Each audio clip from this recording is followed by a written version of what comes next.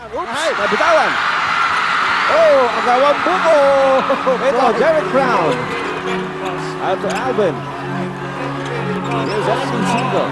With a 4-point lead. Wow, to 2. Narito si Alvin to Derek Brown. Oops. Hey, wow. Ano yan? Is that going to be active shooting? It should be. He picked up the ball. Kita natin, nasa 3-point country yun. It's 3 shots! Oh, 3 shots! It's 3 shots! Oh. And so 3 shots will be awarded to Derek Brown. Seigle wins his second game in the best-of-7 championship series, and they lead it 2-0. Sinabi ko nga, puro endgame lang lahat talaga. San Miguel has an opportunity to win this one. Yeah, all they need is a 2-point shot. Struthers nasa labas. Time down. 2 seconds. Struthers goes up. Nablanca sa likod. Abuda is there. Makes the shot. Oh, may foul. Pero may foul. May foul. Big free throws. But he has been there Dead center. for the lead. Wala na. No! Overtime na tayo, partner.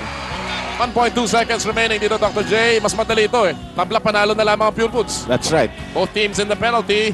Alvin will There's take it. Alvin. Dumribble na isa. Nako, hindi Well, na. it's not in time. Pero wala rin. Hindi naman pumasok. And we will go into a second overtime. Here's Pumaren. Oy! Tumama sa paa ni Pumaren ang dribble. 13 seconds sa shot clock ng San Miguel. Game clock is in your TV screens. A long one. The tap goes back to Seigle, and that just might be That's it. An incredible ball game. And San Miguel escaping with this one in double overtime. Siyempre, susubukan namin sa linggo. Pero alam namin na walang letdown din ng Purefoods.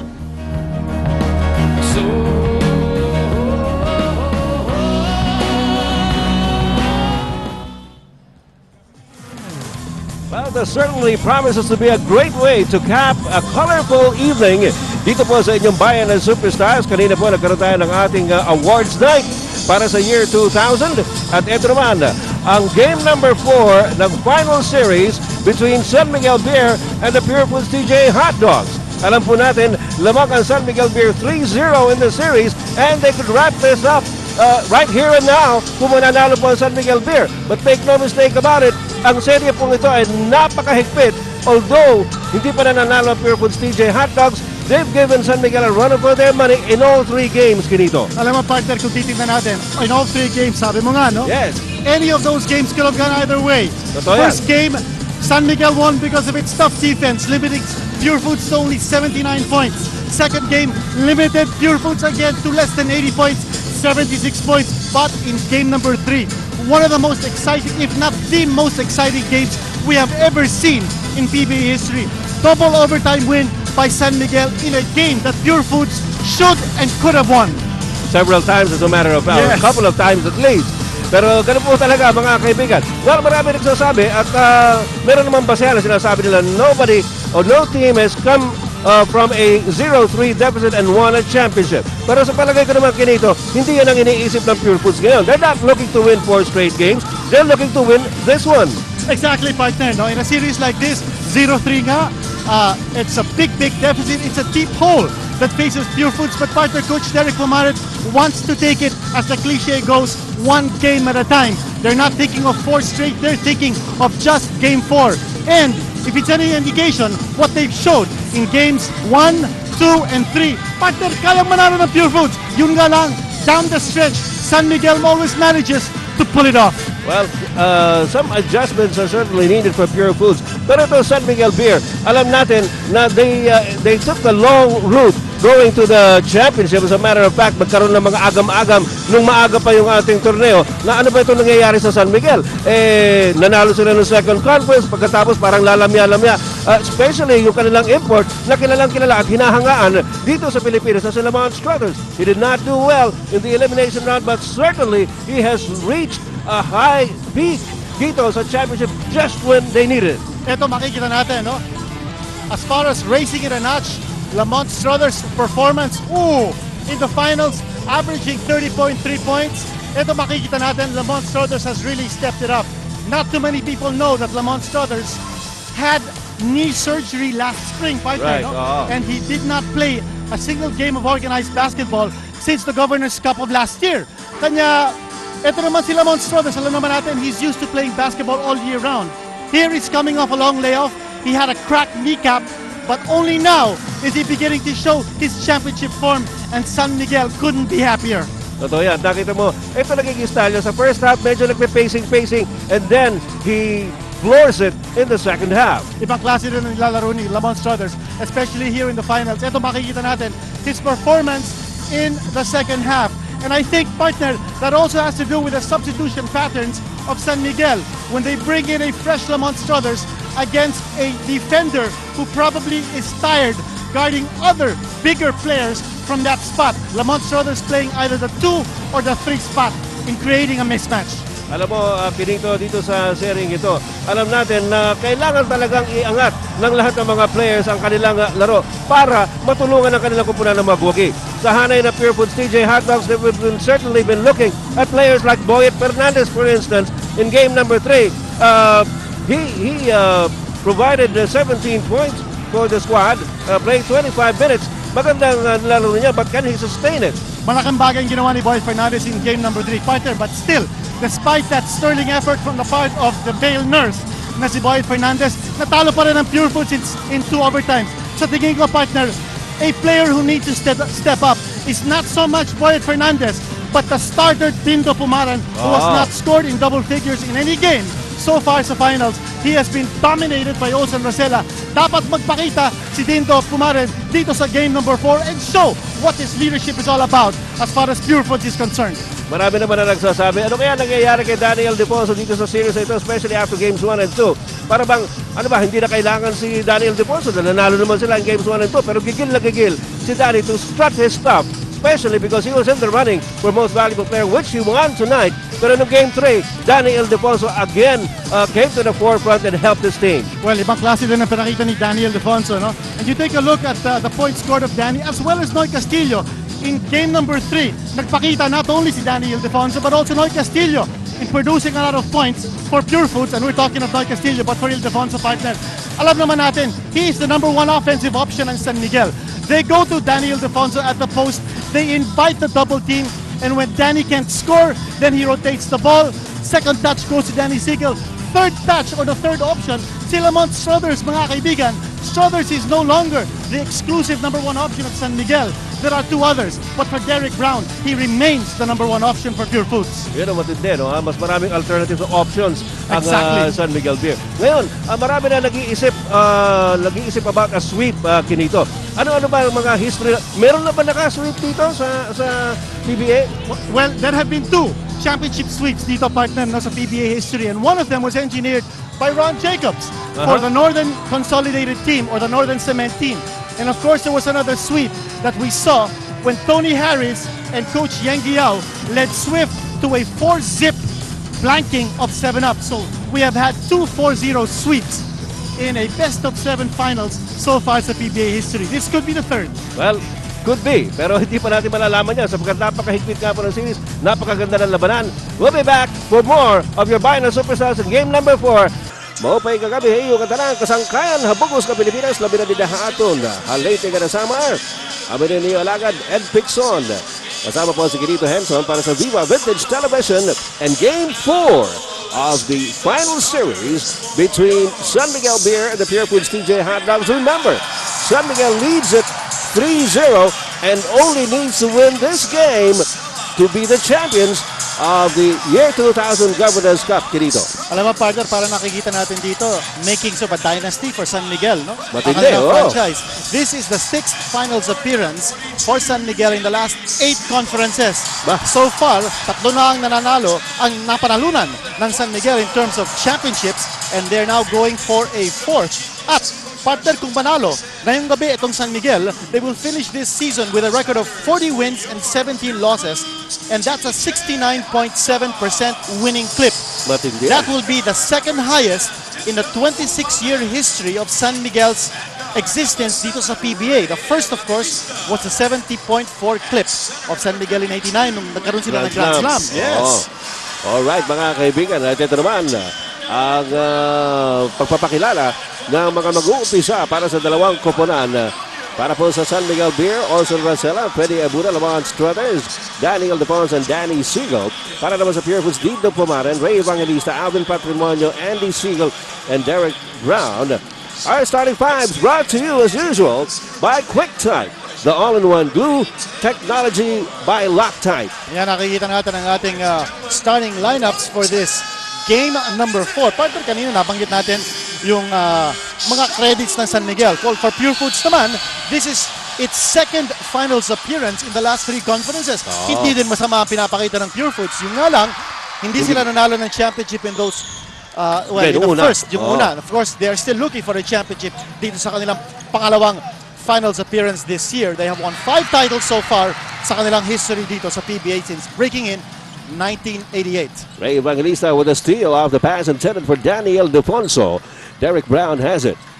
Narito si Dino Pumaren against Olson Rosella. Alvin Patrimonio medyo nag-alangan. He's hemmed in. Had to pass out to Dino. They've got 6 on the shot clock. Pumaren. Uy, masyadong wala rin. Patay ang butiki. Mabigat ang depensa ang pinakita ng San Miguel that time. And watch San Miguel, it's running. Very not typical for San Miguel. Olson Rosella almost had it. Pero hindi pumasok. Alam mo, nung game number 1, kinito, halos walang minintis ito si Olson Rosella. He really was in the zone in that particular game. Naka 24 points siya in Right. that particular game. Maganda yung pasang yun. Pero Ray Evangelista medyo nag-alala kasi alam niya si Freddy Abuda nagbabantay sa kanya. Partner, an indication possibly of things to come. Purefoods' first 2 shots, none even touched the rim. So yan, we're still in a scoreless tie with about a minute and a half gone by. Olson Rosella off to Danny Seigle. Brother to brother. Maganda ang matchup na yun, partner, no?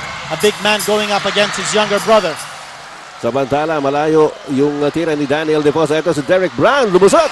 Tuloy-tuloy off the break. Derek Brown draws first blood in Game 4. And that's an excellent shot, partner, and a great decision on the part of Derek Brown to attack the defense quickly without waiting for the shot clock to go down para hindi makaset up yung depensa ng San Miguel. Si Daniel Defonso binabantayan ni Alvin Patrimonio. Nilabas kay Danny Seigle for the open 3-point shot. That's a PLDT IDD long distance connection from Danny Seigle. Yun ang binanggit natin kanina. First offensive option ng San Miguel, put the ball in the hands of Daniel Defonso at the post, wait for him to get doubled, and then he looks to Danny Seigle sa kanilang second option.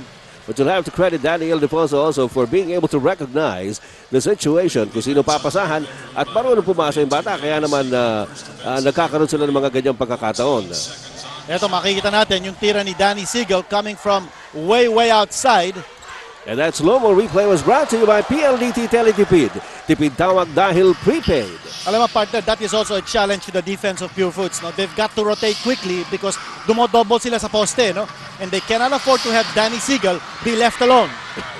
Bintis ni Dino Pumaren, Derek Brown nagpapakamatay sa ilalim para sa Purefoods TJ Hotdog. Alam mo, partner, Derek Brown means so much more to Purefoods than Struthers does to San Miguel. So far in this conference, 18 games played by Purefoods, ang record din na 9-9. 12 out of those 18 games, Brown has scored at least 30 points. Well, alam natin na mas malalim naman talaga ang bench ng San Miguel Beer. At ito sa Lamont Struthers, bagamat hindi nga ito talagang rumatsyada ng first few games sa San Miguel, pumasok pa rin sa finals ang kanyang koponan. Meanwhile, Derek Brown still on a scoring spree. He's got 6 points. 6 of the 6 points actually that so far been Exactly. tallied He's the only scorer for Purefoods. Ayan ang sinasabi natin, no? Brown means so much more to Purefoods because he's the number 1 offensive option ng Purefoods, whereas Struthers is probably the number 3 option ng San Miguel. Nandiyan yung dalawang Danny. Pagkatapos, saka lamang dumarating sila mga Struthers. Kaya kung minsan, he's content with creating situations for his teammates. Ginagawa naman niya, uma-assist, may rebound. Pwede rin naman makatulong yan. Ang nabanggit natin ito si Struthers, partner, as you see, Dino Pumaren at the line. First on record ng San Miguel dito in the conference so far, 12-6. That is compared to 9-9 for Purefoods. Now, out of those 18 games played so far by San Miguel sa ating Governor's Cup, Struthers has scored at least 30 points in only 4 out of those 18 games. So a big contrast to Derek Brown who has scored at least 30 in 12 out of 18. Lusot na naman si Derek Brown pero meron sumabit. At alam natin kinito yan sila Monsters talagang expected ng mga tao na mag-explode yan eh. Dahil kilala na yan dito sa Pilipinas, lalo-lalo na sa bayan ng Superstars, na talagang kayang umiskor yan ng sandabukal para sa San Miguel. Kaya marami sa mga San Miguel Beer fans were disappointed when Lamont Struthers struggled in the first few games of this conference. Ito naman si Derek Brown at the stripe. Hey. Uy, hindi pumasok. Yan ang medyo Achilles heel nitong si Derek Brown. May tiyempo na tuloy-tuloy yung banat niya sa free throw line. Pero meron ding mga mintis. And the big ones really were those that he missed back in game number 3. Oh, missing naman, two. Oo. Partner, on the conference, he's shooting 72.2% from the line. That's not bad. Oo. And in his second and final year sa Providence College, he shot 81% from the line. So he's supposed to be a good free throw Oy. shooter. Oh, maganda yung blanca. Di Galing kuya. kay Andy. Super Vocasil tapal by Andy Seigle on Danny Seigle. At yan naman si Derek Brown inside. Almost with his back to the basket. And it's a 6-point lead by the Purefoods TJ Hot Dogs here in the first quarter. And Derek Brown, oops. There's a Medyo foul. si Freddy Abuda at saka si Partner, Derek Brown. nagkaroon ng push, ha? There was a second motion on Brown. At umiilig na Ano lang si ito? Freddy Abuda dahil medyo napipikon si Derek Brown. Ang sabi ni Freddy Abuda, hindi naman kita papatulan. Ito. Panuurin natin ito. Yun. Yun, Shoulder. nagkaroon ng second motion. Okay. Daniel DeFonso trying to score inside. And he will pick up the foul. Alvin Patsimon was the one guarding him, and he is the one who will be charged with that personal. At ito naman si Daniel Alfonso, kung nakikita niya na walang dumodouble sa kanya, he's going to spin and he's going to go strong to the hole. He's developed that rare confidence of a low post player to go strong to the hole and challenge the defense. Pero alam mo, ito si Daniel DeFonso, nahira nga yung MVP, kani-kanina lamang, most valuable player, at best player of the conference pa. We'll have to say that he has really worked hard to get to where he is dito ngayon sa PBA. Nakikita niyo naman ang work ethic niya. At yung paglaki ng katawan niya, hindi naman nangyari ng overnight. Talagang pinagtrabahuan niya. Exactly. Very hard working. Pero partner, in the first 2 games of these finals, hindi nakascore ng double figures ito si Danny. No? That's true. Of course, he poured it on in game number 3. A game which San Miguel needed to win. Ganda ng pasa ni Derek Brown to Andy Seigle. Look away pass by Derek. Ang maganda yung execution on the part of Purefoods because they waited for Andy Seigle to be free on an isolation on the weak side, partner, before he went up for a shot. Fumble there by Danny Seigle out to Olsen Rosella. Narito si Danny muli against his brother. Medyo nahihirapan siya sa depensa ni Andy. At Lamont Struthers was left a bit open and inside, and he took advantage of the situation. Cuts the lead of Purefoods down to 4 points. Well, maganda ang mga matchups dito, no? Actually, nahihirapan itong Purefoods once Noy Castillo comes in to play the number 2 spot. But so far, very comfortable sila sa matchup. And of course, Seigle versus Seigle, that matchup is working very well for Purefoods this time, no? So Andy far, versus Danny. Samantala as Derek Brown went inside for a running jumper. Kinabagan naman ng foul si Lamont Struthers, his first personal in the game. Ito si Derek Brown, partner, talagang binubuhos na niya lahat dito. No? Oo. This is just the first quarter and he's really scoring as much as he can. Whereas Lamont Struthers is picking his shots. Now, that might tell towards the end, no? How much air or gas will be left in the tank of Derek Brown. But alam naman natin, he's used to playing 48 minutes, sometimes even more kung nag-go overtime. And for Derek Brown, partner, he played for Providence, a school that produced such players as the Indiana Pacers, Austin Crusher, Marquise Bragg, who played here many years, si Ernie Di Gregorio, Marvin Barnes, Providence College, a good producer of excellent basketball players. Okay, 6-point lead by Purefoods at 13-7. Lamont Struthers double team pero nakawala. Pero teka, may tawag si referee Kalungkagin. There was a foul. At some offensive adjustment dito ng San Miguel. Makikita natin, hindi lang si Daniel Defonso ngayon ang pumaposte, kundi si Lamont Struthers din. No? Tama, Usually, Lamont Struthers is a player who likes to score facing the basket, but now he's backing in. Ito, nabigyan si Freddy Abuda sa gilid. Pumasok! Master na ni Freddy Abuda yan. He expects those passes dahil binibigay sa kanya yung tira. Sabi niya, sige, bigay niyo na bigay sa akin. I-score naman ako na i-score dito. And remember, in game number 2, he scored 6 points in the first quarter alone. on shots like those. Ito si Derek Brown. Sumaksak sa loob. Short jumper by Derek Brown. And in just a little over 5 minutes, Brown has already scored 12 points for the Purefoods cause. It's a big explosion by Brown, partner. But one thing that San Miguel is doing is they're trying to keep the local scoring down. Pero they've got to put a stop to Derek Brown's scoring. Samantala, referee Oji Bernarte calls the second personal foul on Ray Evangelista. Medyo dikit na dikit yung depensa ni Ray Evangelista kay Lamont Struthers.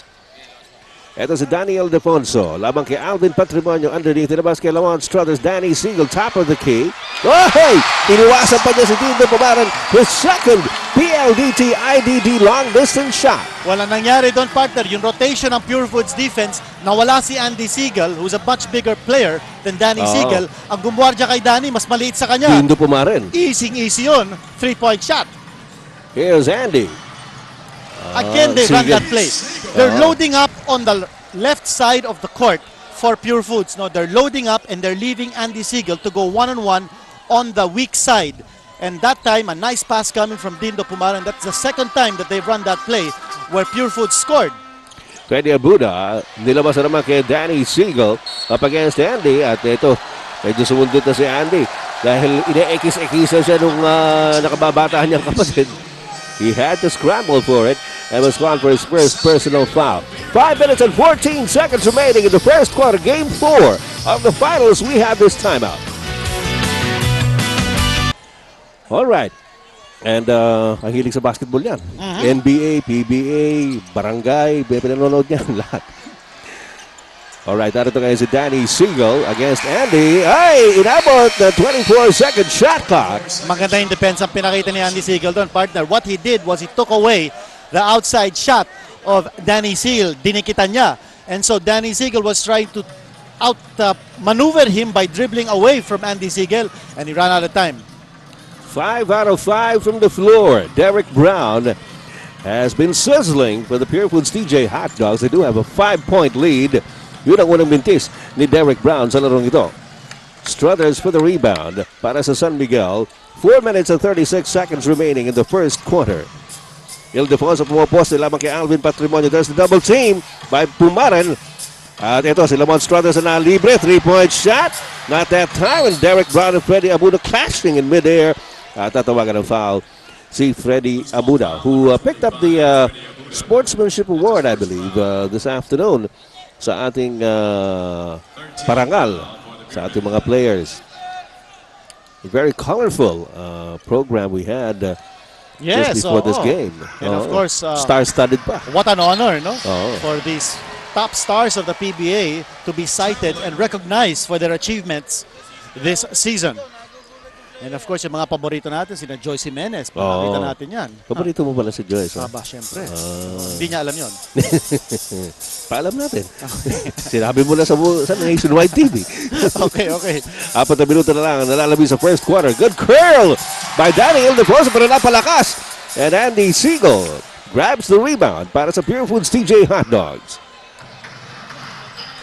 Arito si Alvin Patrimonio.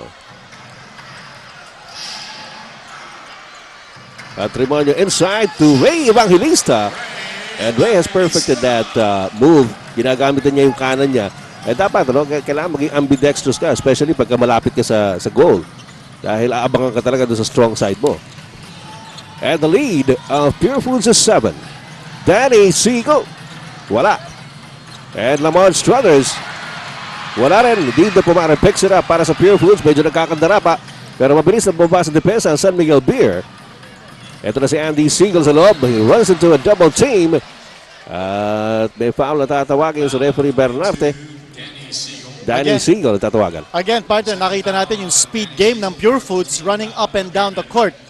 San Miguel not shooting too well so far in this first quarter. Magandang defense ang pinapakita ng Purefoods. They're challenging every shot, even the shots what San Miguel normally makes inside, hindi nila na ipapasok because Purefoods seems to be playing with a lot more intensity in this first quarter than San Miguel. Alam mo, ganito, marami nagtatanong, paano kaya pakiramdam ng Purefoods? Parang naghihingalo na sila. They're gasping for breath but they're not playing like they are gasping for breath. I mean, they've got a lot of intensity. They're showing a lot of intensity at naghihigpit sila sa depensa at makikita mo parang gigil na manalo itong mga Pure Foods players. Well, it's all a mental thing, partner, no? Ako nga, ang feeling ko dito sa game na to, Pure Foods is playing for pride. And San Miguel is playing with, or must play with poise. Importante yun, no? Yes, the intangibles, partner, no, will make a big difference, especially down the stretch. Alam naman natin dito sa series ito, no, bagamat 3-0 lamang ng San Miguel, each game has been close. Each game has averaged 7 ties and 11 lead changes. Matindi yun. 11 lead changes and 7 deadlocks every game. So that shows you how tight this series has been despite the 3-0 lead by San Miguel. We have another timeout.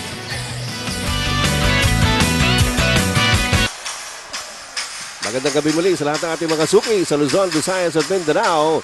Game 4 ng finals, Andy Seigle down the middle, scoring his 8th point for the game. Well, nakikita natin dito some second unit players now checking in, no? You have Noy Castillo who has checked in for Ray Evangelista, tsaka si Danny Seigle umupo na, no? Dwight Lago coming in.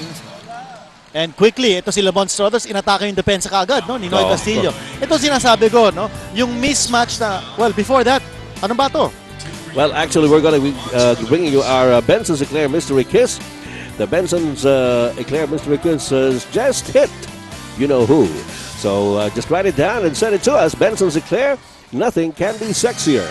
You were saying, Kinito. O partner, in a series like this, at dapat natin pansinin, one of our focus points is the mismatch. But this is not a mismatch. This is a very good focus point dyan. Miss Joy De La Paz, she came in from Canada, from Augustana University. And Miss Chingay Andrada, one of the jocks of RX 93.1. Nakasama ko na yan si Chingay in an MC show once. No? Ganun. Very glad to have them here. Yes, nice to see them. Ito, pinag-uusapan natin yung mismatch. No? Nakita natin kanina, ito si Andy Seigle, very aggressive in going to the hole, and they're setting him up. They're isolating him on one side because, partner, there's no taller player than Andy Seigle on the floor right now. So they need to go to that mismatch advantage ng Pure Foods. On the other hand, ito naman si Lamont Strothers, ang guardia niya si Noy Castillo. So San Miguel will go to that mismatch. That has been the problem of Pure Foods, no, sa depensa nila. Pag si Noy Castillo nandyan, he has to guard Lamont Strothers. At dyan, umaarangkada si Lamont. Mahina ang pasa. Nagmamadali itong San Miguel. No? They're not playing with poise. Ito yung sinasabi natin kanina. They need to slow things down and get the game back to its rhythm. Pero napansin natin doon sa tatlong panalo ng San Miguel, nagpakita sila ng poise right when it was needed. Yes, when it doon counted. Sa end game. When it counted. And what also we saw in the first 2 games of this series is that San Miguel managed to play this on a slowed down type of game, which is their style. Ito naman, magandang galaw ni Danny Ildefonso. At medyo nakita niya si Lamont Strothers nag-aabang doon, inabot na lang niya yung bola. Pero partner, this is a big 10-point lead that's staring San Miguel in the face. Now, Nick Velasco is inside because they want to stop Andy Seigle scoring. Siya nga nagbabantay ngayon kay Andy. And Alvin Patrimonio says, maybe I should get in the picture. Tama din ang ginagawa ni Coach Derek Pumare, no? He's keeping the San Miguel defense guessing, no? Whereas kanina nakita natin, it was almost exclusively Derek Brown. Now he's got a lot of players going to the hole and trying to score. Samantala, pasa ni Danny Ildefonso, ginamit niya yung kanyang kaliwa at lumabas sa baseline. A little too fancy, partner. Lead is 12 now for the Purefoods TJ Hot Dogs.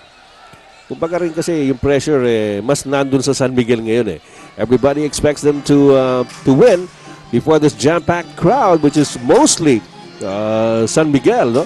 Karamihan ng mga tao rito, kataga San Miguel, gusto na nilang matapos itong seryeng ito dahil at least linggo at magpapasko na.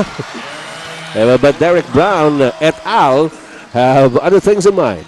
Alam mo, partner, that's so true. No? I think the pressure here is on San Miguel more than Pure Foods. No? Even if this is a do-or-die situation for Pure Foods because they feel, well, 0-3. Where can you go? How far can you go? They're taking it one game at a time. And Dwight Lago, sabi niya, anong pressure? PLDT IDD long distance shot by Dwight Lago, picking up from where Danny Seigle left off. And with only 0.9 seconds remaining in the game, we have an inbound situation here para sa Purefoods TJ Hot Dogs. Catch and shoot ito. Oo. Pero hindi na inabot. And at the end of the first 12 minutes of play,